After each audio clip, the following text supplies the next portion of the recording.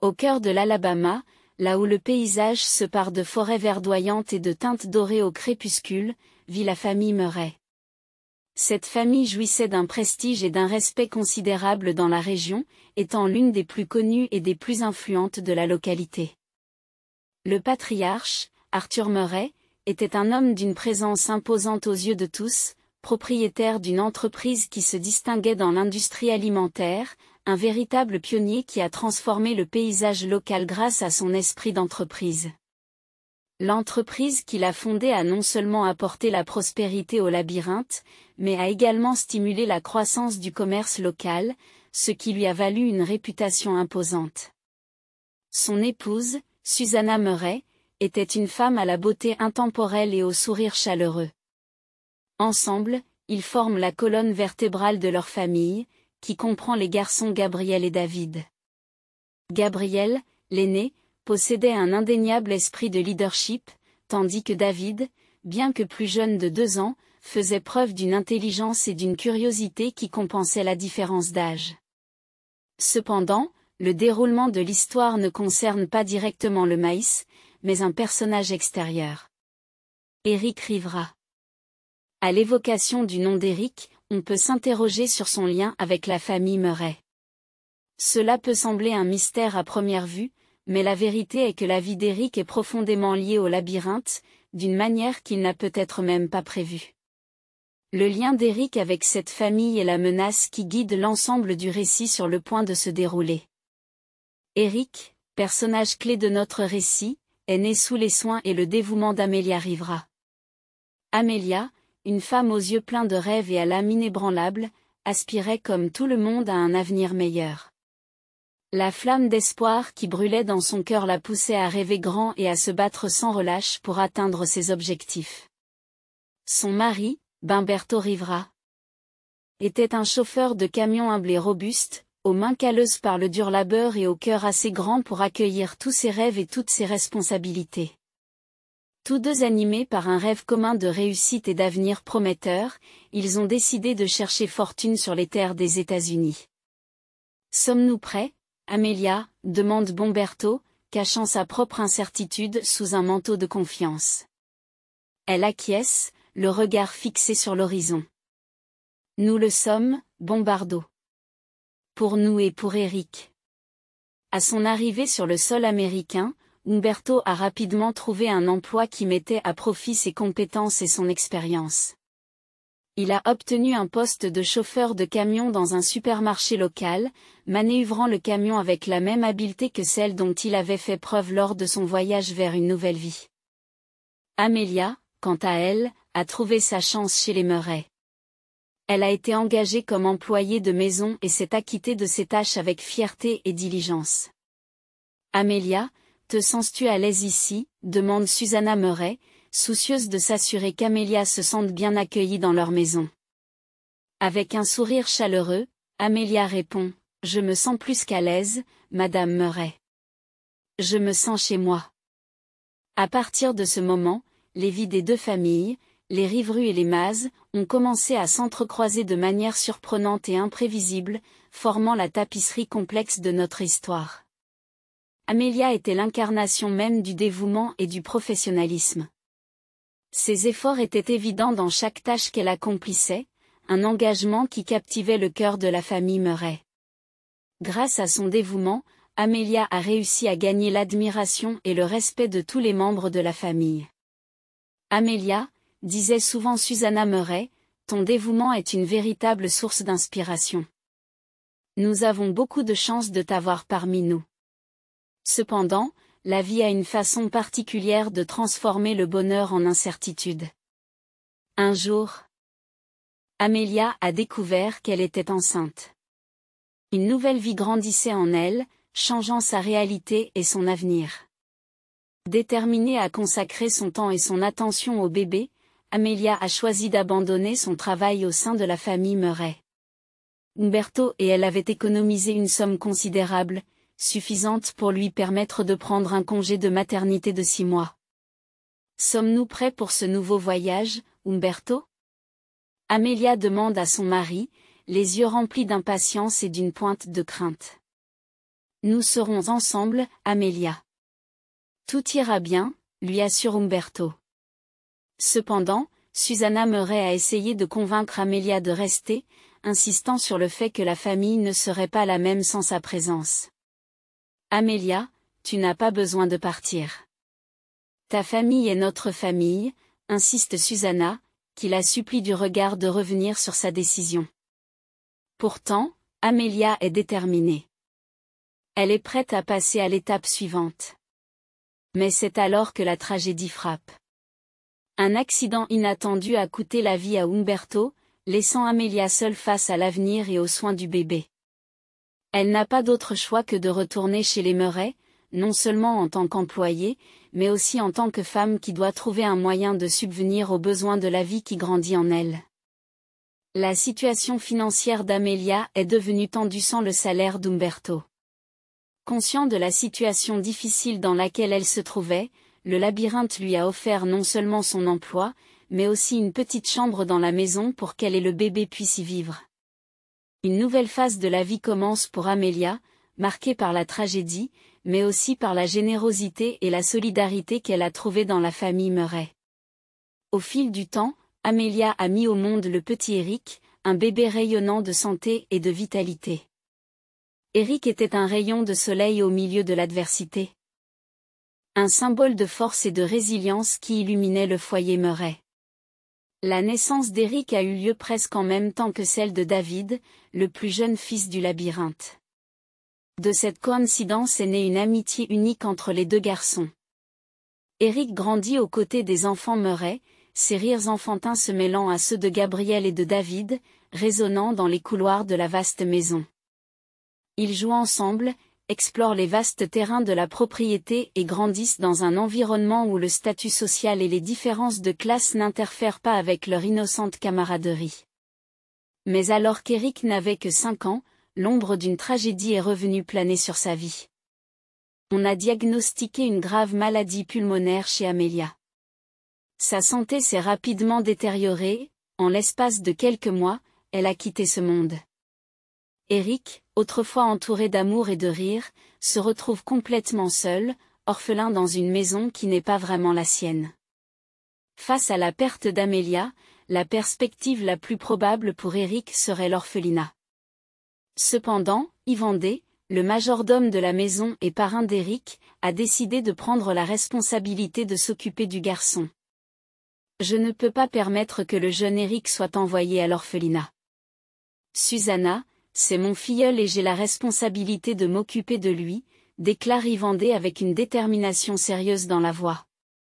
Émue par la loyauté d'Yvandé à l'égard d'Eric, Susanna hocha la tête en signe d'approbation.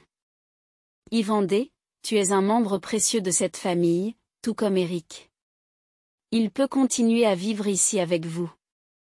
Ainsi, l'avenir d'Eric a été façonné par la tragédie, mais aussi par la gentillesse et la compassion de ceux qui l'entouraient, garantissant qu'en dépit de ses pertes, il avait toujours un foyer et des gens qui se souciaient de lui.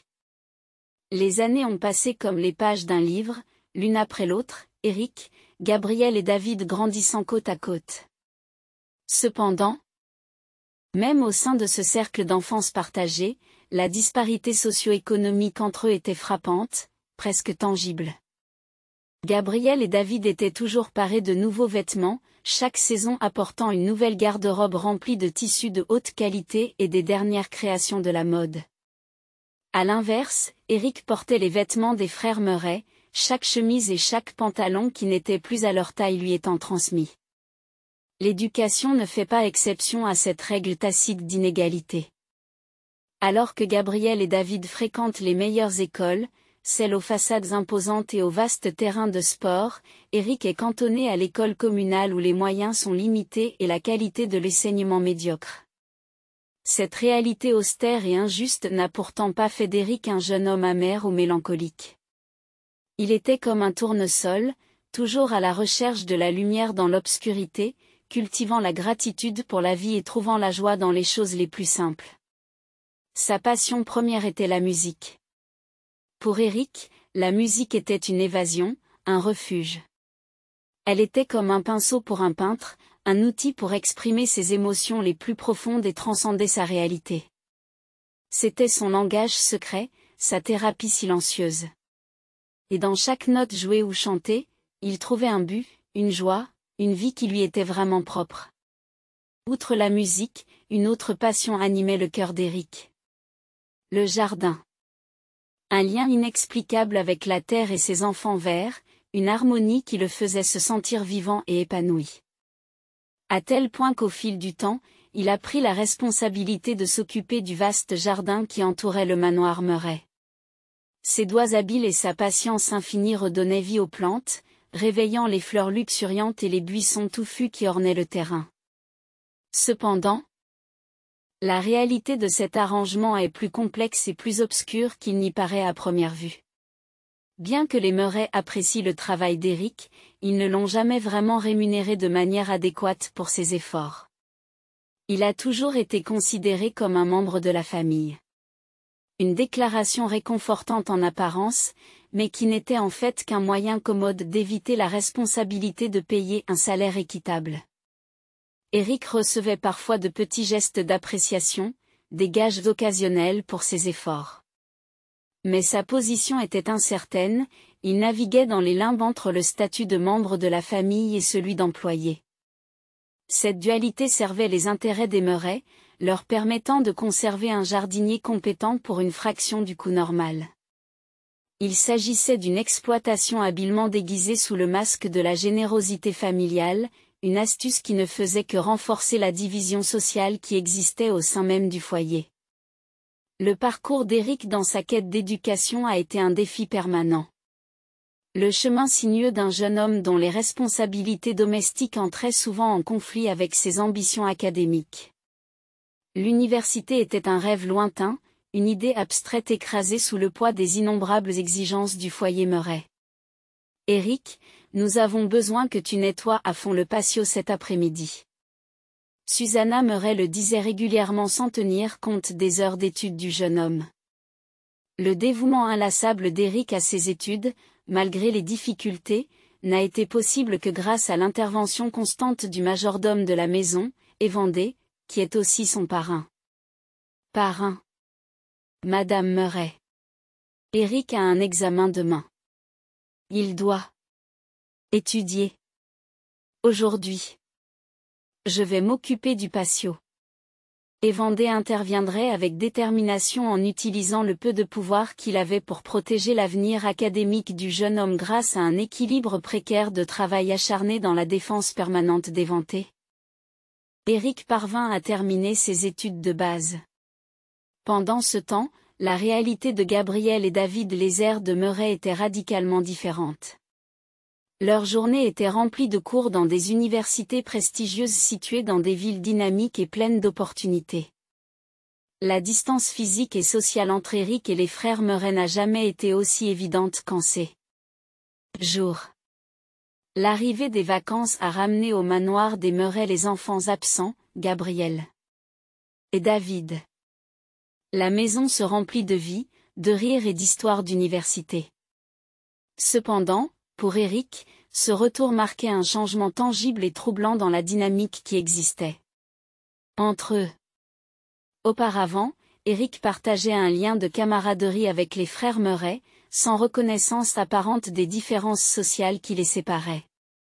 Cependant, après l'expérience du collège, les frères sont revenus avec une nouvelle perception de leur place dans le monde, une perception qui semblait souligner la distance entre eux et Éric. Le premier indice de ce changement est apparu lors du dîner du premier soir, alors que les frères Murray échangeaient des histoires sur les fêtes de l'université et leurs nouveaux amis. Éric était pratiquement ignoré. « Alors, Éric, qu'est-ce que tu as fait ?» demande Arthur Murray d'un ton condescendant, ne cachant pas que la question n'est qu'une simple formalité. Formalité. Eh bien, je l'ai fait. Commença Éric, avant d'être interrompu par David, qui se lança dans une nouvelle histoire drôle sur ses camarades de classe. À partir de ce moment, il devint de plus en plus évident pour Éric que la relation qu'il avait avec les frères Murray avait irréversiblement changé. Il le traitait désormais avec une indifférence désinvolte. Leurs yeux ne rencontraient que rarement les siens et leurs paroles se faisaient de plus en plus rares. L'amitié qui semblait autrefois solide s'effrite sous le poids du statut social et de la distance émotionnelle. L'été suivant, le murmure d'une nouvelle excitante fait vibrer le manoir des Murray. Gabriel, l'aîné des enfants Murray, revient de sa dernière année d'université non seulement avec un diplôme en poche, mais aussi avec un nouvel amour à ses côtés. Alice, bienvenue dans notre maison, a accueilli Susanna Murray avec un sourire radieux et les bras ouverts pour recevoir la jeune femme. Alice était d'une beauté à couper le souffle, avec ses cheveux blonds clairs tombant en vagues douces sur ses épaules et ses yeux bleus qui pétillaient d'intelligence. « Merci, Madame Murray. Je suis ravie de vous rencontrer tous, » répondit Alice avec une modestie qui dissimulait à peine l'excitation dans sa voix. Alice n'était pas seulement la petite amie de Gabriel, mais aussi la fille d'un célèbre investisseur dont la richesse et l'influence pouvaient apporter d'immenses bénéfices à la société d'Arthur Murray. En ce sens, l'amour naissant entre Gabriel et Alice n'était pas seulement une joie pour le cœur du couple amoureux, mais aussi une opportunité stratégique pour la famille Murray. Au cours du dîner, Arthur Murray a levé son verre de vin et a salué les futurs mariés et l'union de deux familles dans l'amour et la prospérité. La salle se remplit d'applaudissements et de rires tandis que les regards échangés entre Gabriel et Alice promettent un avenir radieux. Derrière les félicitations et l'enthousiasme, cependant, se cachent les engrenages silencieux de la commodité et de la stratégie. Le mariage de Gabriel et d'Alice, bien que manifestement empreint d'un amour sincère, ouvrait également la porte à la possibilité d'une alliance commerciale importante. Ce qu'Arthur et Susanna Murray étaient plus qu'heureux d'accepter. Au milieu de la routine tranquille et méticuleuse de la maison Murray, une attirance inattendue commence à s'épanouir. Alice, toujours fascinée par le jardin luxuriant et bien entretenu, croise le chemin d'Eric alors qu'il chante une chanson folklorique locale. Sa voix mélodieuse résonne parmi les fleurs et les arbres. « Ta voix est incroyable, Eric, » dit Alice, émerveillée, les yeux pétillants d'enthousiasme. « As-tu déjà pensé à faire une carrière musicale ?»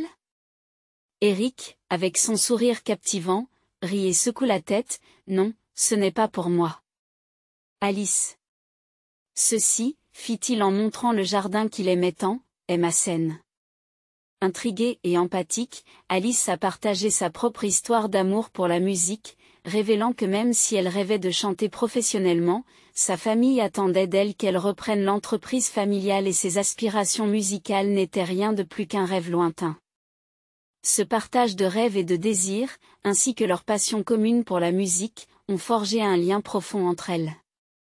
Une amitié qui s'est rapidement transformée en quelque chose de plus. Par une nuit particulièrement étoilée, alors que Gabriel et David ont décidé de faire une partie de tennis, Alice retrouve Eric dans le jardin. Comme toujours, ils parlent de musique, de rêve et de la vie. Mais au fil de la conversation, ils sentent poindre quelque chose de plus fort que l'amitié. Avant même de s'en rendre compte, leurs lèvres se sont rapprochées et ils se sont embrassés, tous deux surpris mais incapables de nier le lien émotionnel qui les unissait. Alice était amoureuse d'Eric, une vérité indéniable qui la remplissait à la fois de peur et d'impatience. Elle craignait les conséquences, le jugement et la désapprobation qui viendraient inévitablement si leur secret était découvert. Cependant, les sentiments étaient trop forts pour être ignorés.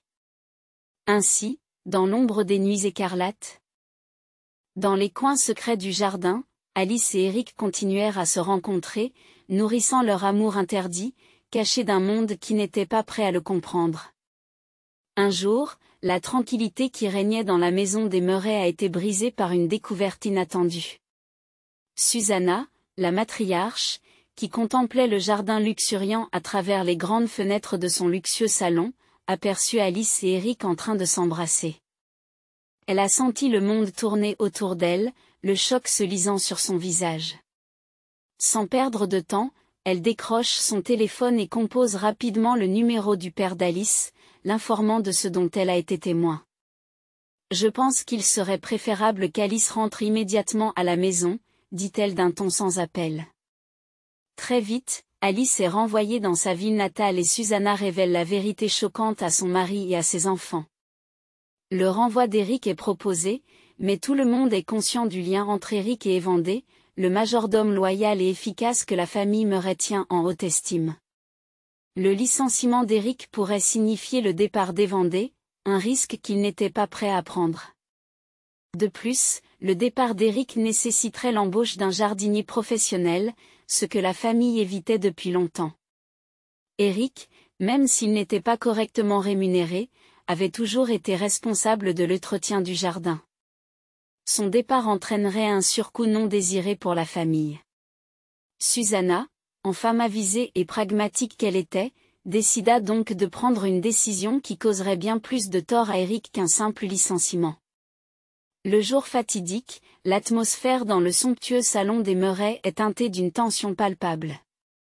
Eric a été convoqué, le jeune jardinier, pensant innocemment qu'il s'agissait d'une demande d'entretien supplémentaire du jardin. Mais ce qu'il trouve, c'est un tribunal au visage froid et aux yeux remplis de dédain. « Eric, pour qui te prends-tu » La voix grave d'Arthur brise le silence oppressant. Ces mots sont remplis d'amertume et d'indignation. Embrassez la petite amie de mon fils comme si vous étiez égaux. Tu n'es pas un Murray, Eric. Tu ne l'as jamais été. Gabriel, dont l'expression était chargée d'une amère rancéure, rejoignit son père.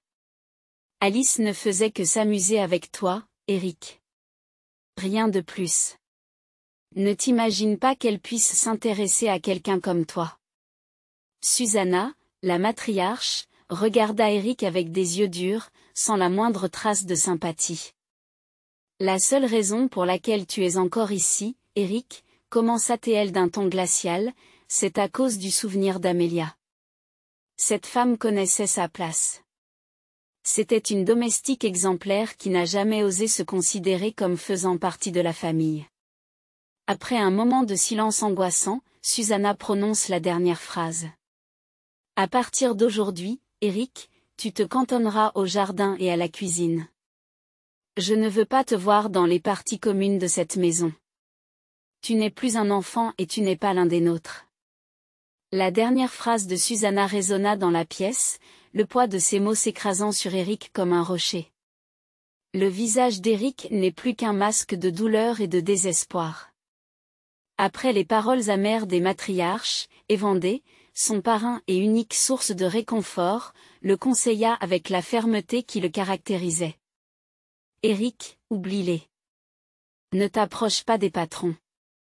Elles n'ont fait que te faire souffrir. Cependant, Evandé a beau essayer, rien ne peut soulager les tourments d'Eric.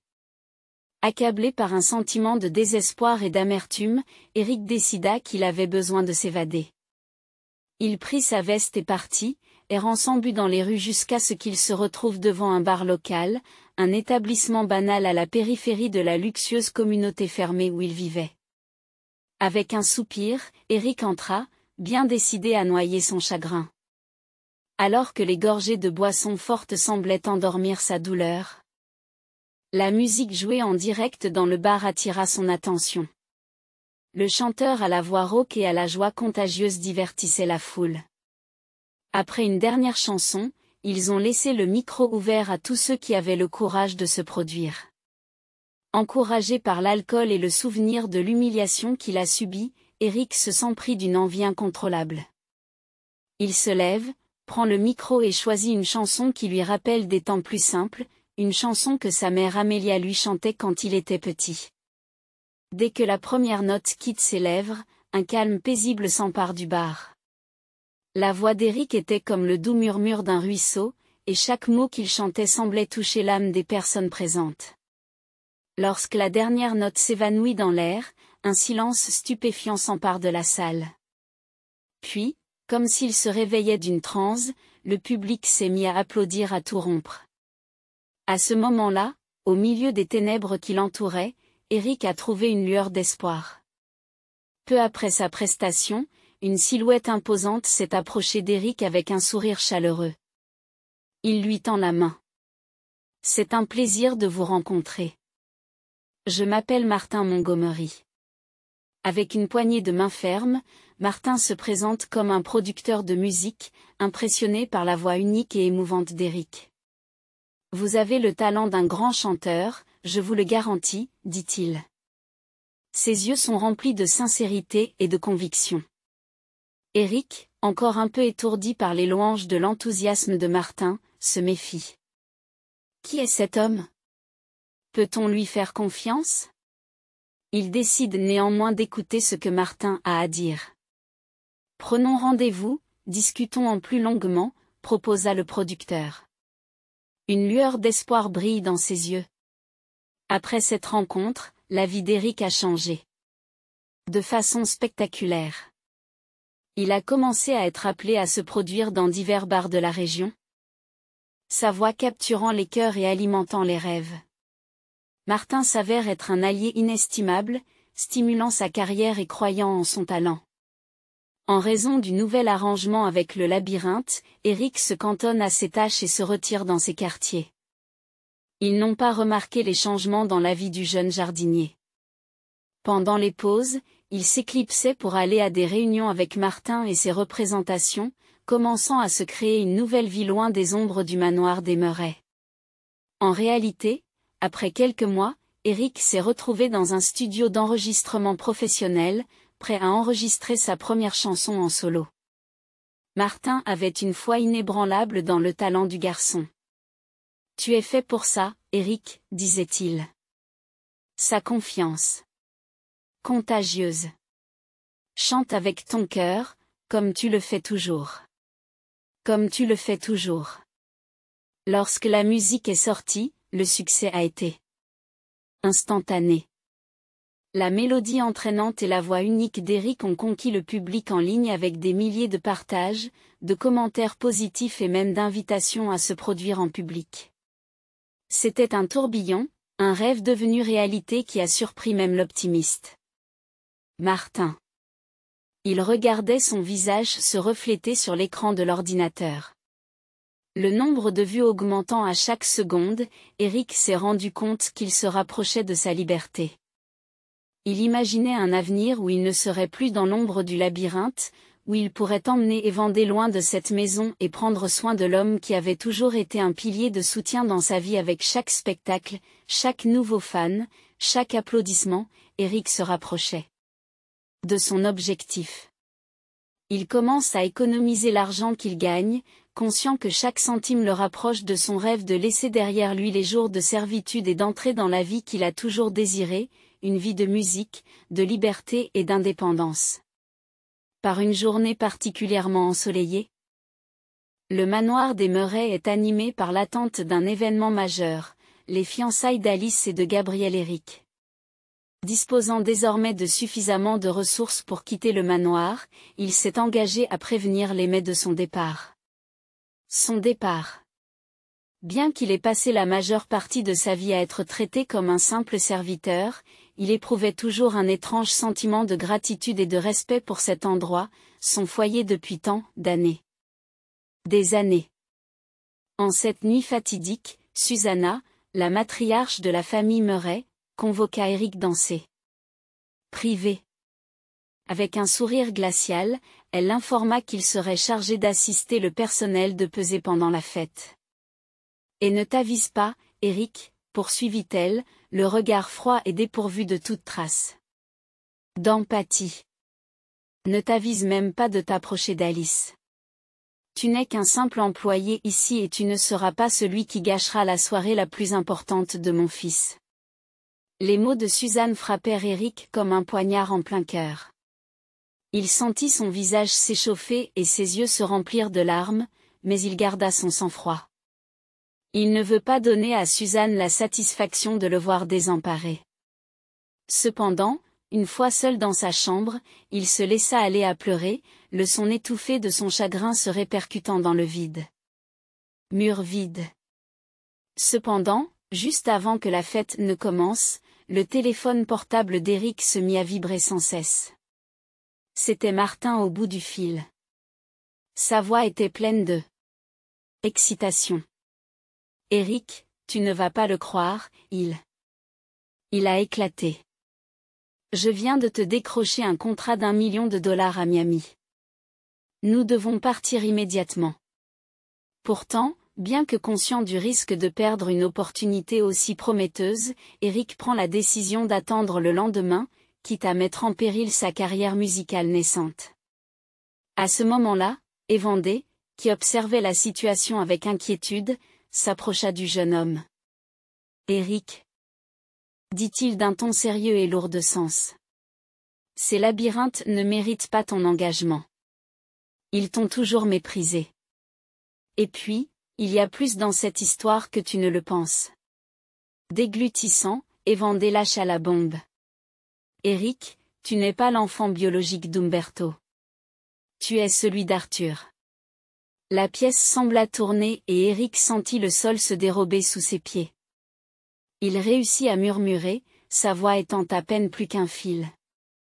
Amelia a été agressée par Arthur un soir où il avait consommé trop d'alcool. Umberto a tout découvert et a pardonné à Amelia, mais ils ont tous deux pensé qu'il valait mieux qu'elle quitte la maison. Amelia a essayé de parler à Arthur de sa grossesse, mais il a voulu la forcer à l'interrompre. Il a dit que son enfant ne serait jamais comme ses propres enfants, conclut Evander, la voix lourde de regret. Le monde d'Eric s'écroula à cet instant. Chaque parcelle de sa vie, tout ce qu'il croyait savoir, se brisa sur les mots d'Evander. Débordant de colère et de ressentiment, Eric ne pouvait plus se contenir.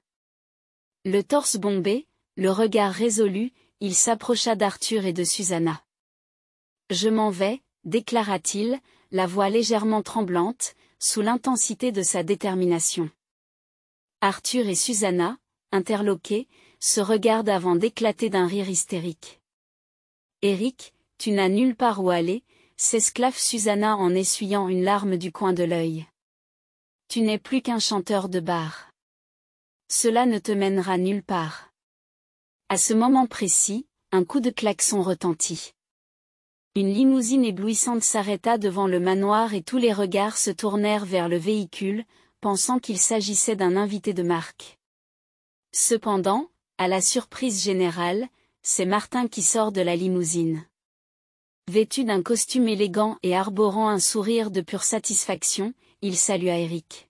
« C'est l'heure, Eric. »« Allons-y », dit-il d'une voix pleine de promesses. Après avoir jeté un dernier coup d'œil au labyrinthe, Eric se dirigea vers la limousine.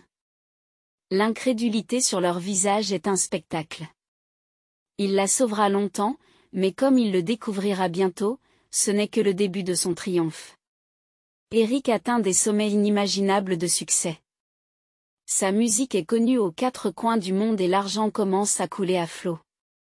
Au milieu de toute cette prospérité, il reste fidèle à une promesse. Il fait venir Evander, son parrain et la seule vraie famille qu'il ait jamais connue, pour vivre avec lui dans sa nouvelle résidence luxueuse. Au cours de ce voyage, Eric a croisé le chemin de Priscilla, une avocate brillante et intrépide.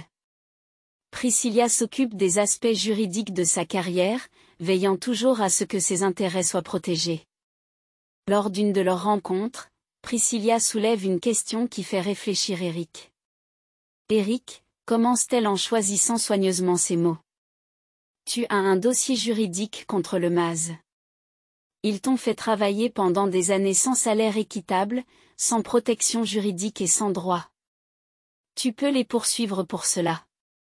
L'idée frappa Eric comme un coup de poing dans le ventre. Il avait passé toute sa vie à servir le Maz, sans jamais penser qu'il pouvait s'agir d'un grave abus. Maintenant, l'idée de rembourser toutes les souffrances qu'il lui avait causées commençait à tourbillonner dans son esprit. Dans les jours qui ont suivi, un rebondissement inattendu a occupé le devant de la scène médiatique. Les gros titres portent le même message terrifiant, la famille Murray se déclare en faillite. Les comptes de Murray sont gelés. Arthur Murray fait l'objet d'une enquête pour corruption. La vague de malheur semble sans fin pour les Maz. Arthur, autrefois magnate intouchable, s'est retrouvé englué dans des scandales financiers. Ses entreprises s'effondrent comme un château de cartes. La pression publique est implacable et les comptes de la famille sont gelés par les autorités. Leurs ressources étant épuisées, les Maz n'ont d'autre choix que de vendre leur chère demeure, symbole de leur prestige et de leur puissance d'antan. C'est dans ce moment d'extrême vulnérabilité qu'Éric décide de passer à l'action. D'un air sérieux et déterminé, il se tourne vers Priscilla. Il est temps pour nous de faire quelque chose. Il est temps qu'ils apprennent qu'ils ne peuvent pas traiter les gens comme des moins que rien. Éric choisit d'acquérir le manoir des Murray, en utilisant une stratégie qui évite de révéler son identité jusqu'au dernier moment. Il confie à Priscilla le soin de s'occuper de l'achat de la maison, la chargeant d'agir en tant que représentante d'un mystérieux magnate, le prétendu nouveau propriétaire. Le jour de la transition, une atmosphère d'attente plane sur le manoir. Les Maïs, encore sous le choc de leur chute soudaine, attendent avec impatience l'arrivée du nouveau propriétaire. Ils restèrent silencieux en entendant la porte d'entrée s'ouvrir, les regards emplis de curiosité et d'appréhension. C'est alors qu'une silhouette familière entra dans le hall avec un sourire ironique et l'assurance d'un roi. Éric franchit le seuil. La pièce est envahie de chuchotements surpris et de regards ahuris. « Bonjour, papa. Bonjour la famille. » salua Éric. Sa voix résonna dans tout le manoir. La confusion qui s'ensuivit fut instantanée, d'abord par la révélation qu'Éric, qu'ils considéraient tous comme un subalterne, était en fait le nouveau propriétaire du manoir. Puis la perplexité s'intensifia lorsqu'ils l'entendirent appeler Arthur papa. Soudain, la pièce est plongée dans un chaos indescriptible, chaque membre de la famille essayant d'assimiler le tourbillon de surprise. Les membres de la famille Murray, tous choqués et incrédules, commencent à quitter le manoir qui leur a appartenu, poussés par une vague d'indignation. L'atmosphère est chargée d'émotions contradictoires, de tristesse pour la perte de leur héritage, d'humiliation pour avoir été surpassés par Éric, et de colère pour ce qu'ils considèrent comme une trahison inimaginable. En outre, la révélation du passé d'Arthur a ébranlé les fondements de son mariage avec Susanna. La découverte qu'il lui avait été infidèle avec une autre femme dans le passé et qu'Éric était le fruit de cette relation illicite a été un coup dévastateur pour Susanna. Son visage, habituellement immaculé et posé, se contorsionne en un masque de douleur et de trahison. « Comment as-tu pu, Arthur » murmura-t-elle, la voix tremblante d'émotion. « Comment as-tu pu me cacher cela pendant toutes ces années ?» Arthur, à court de mots, se contente de la regarder en silence, son propre masque de confiance s'effritant. Leur mariage, autrefois considéré comme une union solide et impénétrable, vacille désormais au bord de l'abîme, tremblant sous le poids des mensonges et des secrets. Quelques mois plus tard, Arthur Murray se présente à la porte de la luxueuse demeure qui appartient désormais à Éric. Il avait l'air maigre et épuisé, un homme marqué par le remords et l'humilité.